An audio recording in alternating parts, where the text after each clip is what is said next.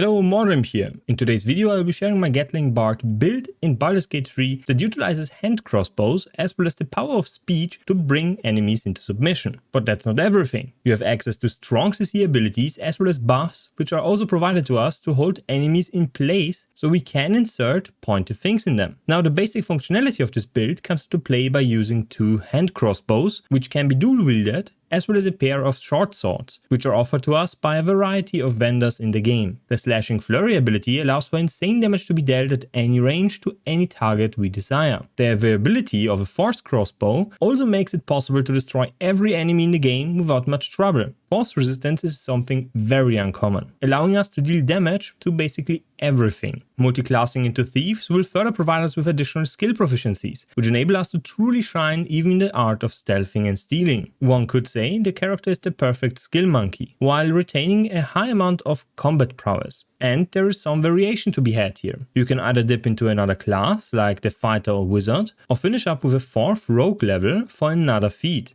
All options are valid and provide you with a ton of power. With the introduction of the build out of the way, let's have a look at the starting ability score as well as level progression. Now for the ability points we are going with a 8, 17, 14, 8, 10 and 16 lineup. We can dump strength and intelligence because we just don't need that. Dexterity is used for attack rolls with our ranged and melee weapons as well as armor. Constitution is for health. We don't want to be too squishy since we do want to get into melee range sometimes. Charisma is used for casting and wisdom is for saving throws. As for proficiencies, I went with sleight of hand and stealth so I can dabble in the thieving ways right from the get-go. Down below, deception, intimidation, performance and persuasion are all great skills to have. The starting instrument is your choice. And for the cantrips, we are going with utility. Mage Hand allows us to grab and basically push things further away from us. And Minor Illusion is nice for stealing. You can cast this one to disrupt patrol paths from guards so you can steal much easier. And for the spells we are going with Healing Word because this one can be used at range to pick up allies. Very useful early on. Dissonant Whispers to have something other than just your regular attacks.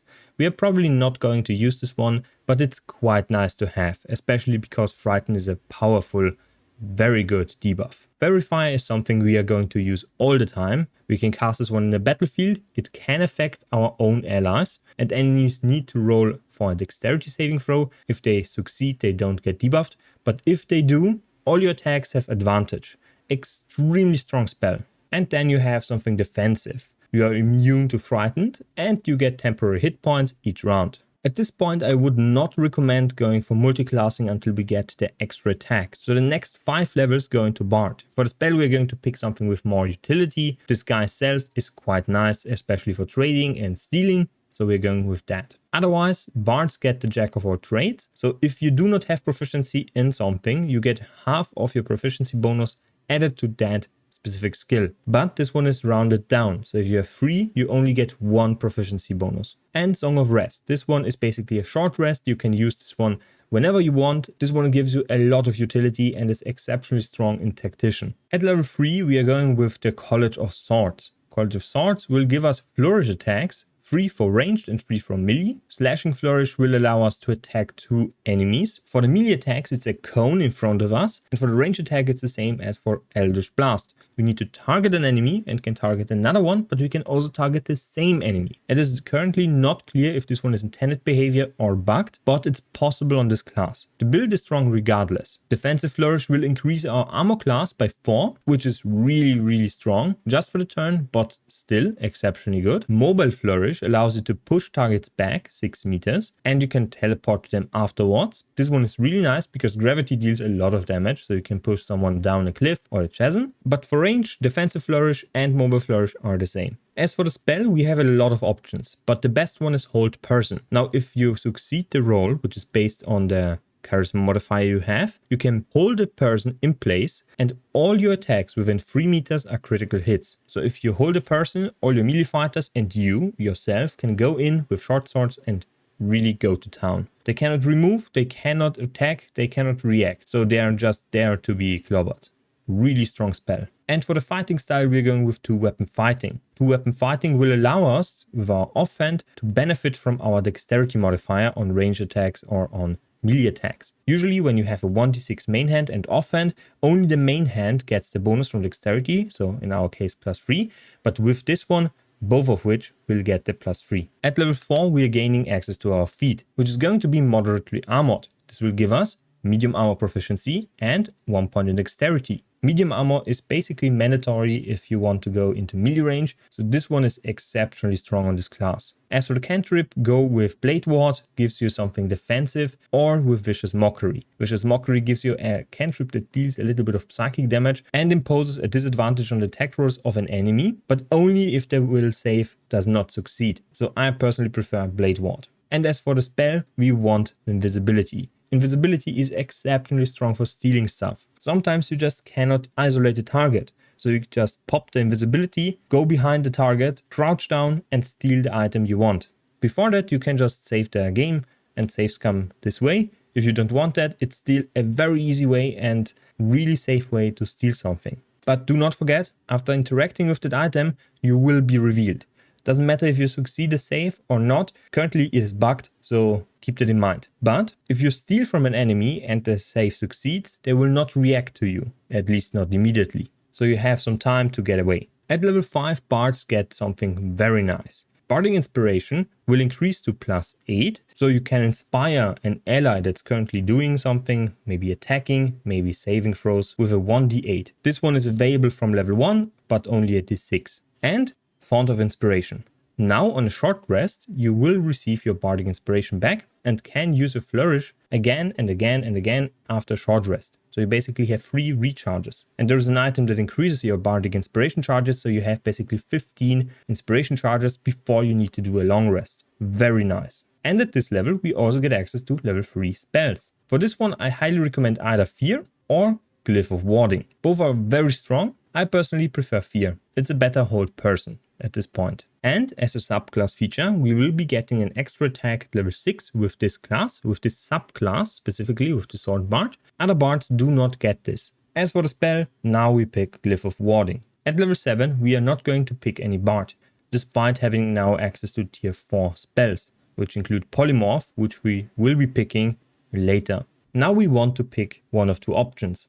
Either a fighter, with the fighting style of archery, which will provide us with a +2 to ranged attacks, or we go into wizard, pick up a few very strong level 1 spells, like for example shield, increasing our armor class by 5 until a long rest. We usually only want to short rest with this class, so having 5 additional armor class basically all the time is very strong. We get protection from evil until long rest, which is okay. We cannot be frightened or charmed or possessed by enemies from the aberration, celestial, elemental, fae, fiend or undead subtype, and those creatures have disadvantage on hitting us. And we get access to Enhanced Leap, which can be cast as a ritual spell, so we don't expand the spell slot before a fight. Long Stride, which increases our movement speed, or Expeditious Retreat, which is a defensive cooldown to dash around the battlefield without using your action. And we get access to some offensive cantrips, like Shocking Grasp, Ray of Frost, and Firebolt. However, the main benefit of this one is we now can, because we have Bard level 6 and Wizard level 1, learn level 4 spell slots. We unlock those. So we can pick up a scroll and consume that scroll by right-clicking it and then buying it, right? Buying the spell. And this means we have access to haste. We can cast haste before the fight on us, which will now give us a second action, which translates to 2 additional attacks, which can be flourish attacks. So flourish attacks work like this. They take your main hand weapon and double the attack, meaning you have 8 normal attacks and 1 bonus attack in one round at this point with haste. Very strong option, but it probably is abusing a bug. So it will get fixed in the future. So the safer option for those of you watching in the future that currently are playing on a fixed version, fighter is the better option. If not, go for wizard. Wizard will really buff your play. For the purpose of the future-proofing this video, I will go fighter. So archery here. Afterwards, it's very tempting to pick Action Surge, but Action Surge needs a long rest to recover. So not something we really want to dibble in. And another comment, something I just noticed that's very important, this class gets medium armor. So technically, at this point, you can respec your medium armor proficiency, just pick a fighter level, and Instead of the first feat with medium armor proficiency, so moderately armored, you can just go with something else, like for example, just 2 additional attribute points to buff your dexterity to 19, and with the next level to 20 with something else they build in between. I'll provide you with a list of feats and possible options down below in the comments, so check those after the video. For now, we're going to pick one level in Rogue and skill this one until level 3. This one is also an option for level 7 if you decide the 4th feat is something you want. Now rogues get 2 abilities, so we can choose for example sleight of hand and stealth, which we will do to increase our bonus to +10 and +10. And the rogue itself gets sneak attack 1 and 2. Now sneak attack is something you can use when you have advantage on a strike. Remember Fairy Fire? That's an advantage for example. So if you're caught in a fight without a flourish, you can still sneak attack. But we mainly go for the acrobatics, sleight of hand and stealth. A second level in Rogue will provide you with a bonus action, Cunning Hide, Cunning Dash and Disengage. All of which are very strong. Cunning Hide can be used to gain advantage on a strike and perform a sneak attack or buff your flourish attack. At level 3, with this class we get another bonus action. Bonus actions provide us with another attack with our offhand, which is basically a regular attack. This one is very, very strong for this class. And we get resistance to fall damage. Now, if you decide to go for a 4th level in Rogue instead of the Wizard or the Fighter, you're going to pick Ability Improvement and buff your Dexterity to 20. So you would have the medium armor proficiency to buff this one to 20, not 19. Because you have 2 feats. Level 11, we are going to pick another level in BARD. So we are now BARD level 7. We now get access to a ton of different spells that are exceptionally strong. We're going with Polymorph. With Polymorph, we will be able to transform a creature, any creature, into a sheep. And for the last level, we have 2 options. We can either go with another level in BARD to gain access to one other spell, like for example Greater Invisibility is extremely strong. Greater Invisibility can be cast on yourself and then you can attack while invisible without dropping that invisibility if you do not fail your stealth checks. Or we can use Dimension Door to teleport. Both are extremely strong. Now for the feat, if you have picked a Wizard and 3 levels in Rogue, it's very easy. Just go with the Ability Improvement and max out your dex. If you have picked Rogue, you have multiple options. You can go with Sharpshooter. Sharpshooter gives you a penalty of 5 on attack rolls, but you deal 10 additional damage. That's per strike, so 8 attacks means 80 additional damage if you hit. A -5 penalty is a lot. Or you can go with Lucky. This one will give you advantage on attack rolls, ability checks or saving throws if you use up a lucky point. Or you can reroll the attack roll of an enemy, so they are more likely to miss you. So basically a disadvantage. A lucky point regenerates per long rest, so you don't have that many since you want to short rest with this class. If both those choices do not fit you, go with the ability improvement and then in charisma, so you improve your spells. Next I want to talk about gear just briefly. Caustic Band is really strong. That's 2 acid damage per strike. Since we are dealing a lot of strikes, that's adding up for quite a lot of damage. When we are concentrating, we can then add another 1 to 4 psychic damage. Since we are using Fairy Fire, since we are using Hold Person quite a lot, we are basically always having that 1d4 psychic damage per attack. Knife of the Undermountain King can be found in Crash Yelek at the Quartermaster. You can either steal it, defeat him, and take it for yourself or buy it. Sword of Life Stealing can be found at the Last Light Inn at Demont. That's the Smith. If you don't have the Smith currently in that inn, you can still find that sword in Act 3. And Nir's Misser. Nir's Misser is one of the strongest crossbows you can find. It changes your physical damage, your piercing damage type, to 1d6 plus your dexterity modifier in force damage. You can find this one at the Moonrise Tower at a vendor. I will not show the maps because I don't want to spoil you. As for armor, you can go with basically anything you find. This one doesn't have a cap on the dexterity modifier added to this one. So if I have 20 dex, I have +5 to the armor class, which gains me 21 at the peak. You can stack this one up even higher. Parapent of Wound Closure is also nice to have on this one when you use a potion. For example, this one, I will show you real quick. Look at my character. It will roll the max roll. So 8d4 plus 8.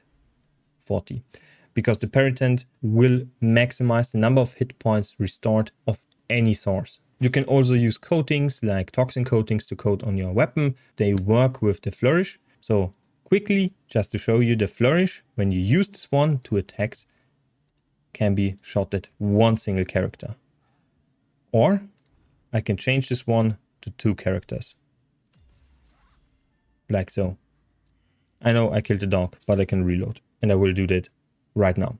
But that sums up the build. If you liked the video, leave a like down below. You can comment if you have any questions or remarks. And don't forget to subscribe if you haven't already. You can also join the channel membership and donate if you have the spare coin. See you next time and bye.